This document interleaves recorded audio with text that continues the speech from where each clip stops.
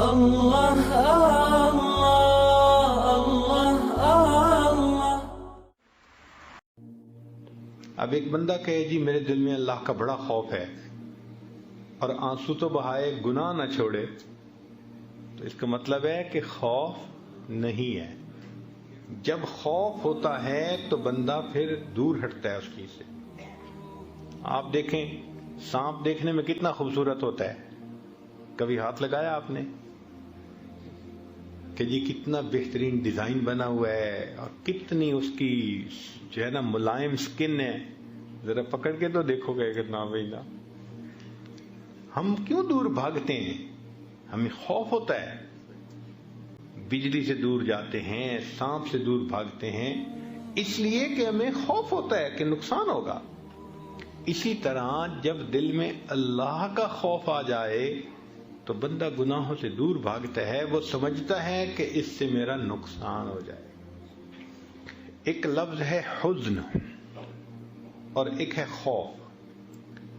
حزن کہتے ہیں اندر کے غم کو، اور خوف کہتے ہیں باہر کے صدمے کو۔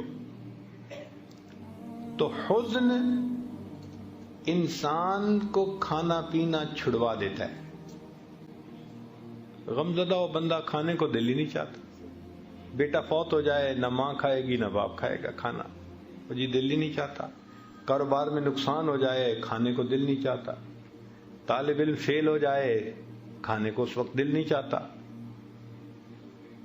بیوی کو خاوند ڈانٹ ڈپٹ کے چلا جائے، کھانے کو دل نہیں چاہتا۔ تو مقصد یہ کہ حزن کی وجہ سے انسان کا کھانا پینا چھوٹ جاتا ہے۔ مشائخ نے لکھا خوف خدا کی وجہ سے انسان کے گناہ چھوٹ جاتے ہیں۔ جس طرح حزن کی وجہ سے کھانا چھوٹ جاتا ہے، اس طرح خوف کی وجہ سے انسان سے گناہ چھوٹ جاتے ہیں، خود بخود گناہوں سے وہ بچتا ہے۔ امام غزالی رحمۃ اللہ علیہ فرماتے ہیں کہ سب سے بڑا عالم وہ ہے جس پر گناہوں کی مضرتیں زیادہ کھل جائیں۔ ہم تو سمجھتے ہیں نا کہ بڑا عالم وہ کہ جس کو باتیں بڑی آتی ہوں، نہیں۔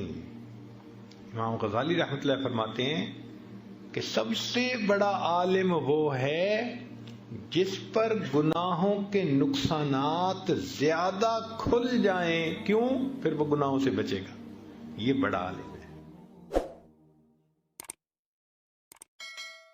لا الہ الا اللہ، لا الہ الا اللہ، لا الہ الا اللہ، لا الہ الا اللہ، لا الہ الا اللہ، لا الہ الا اللہ، لا الہ الا اللہ۔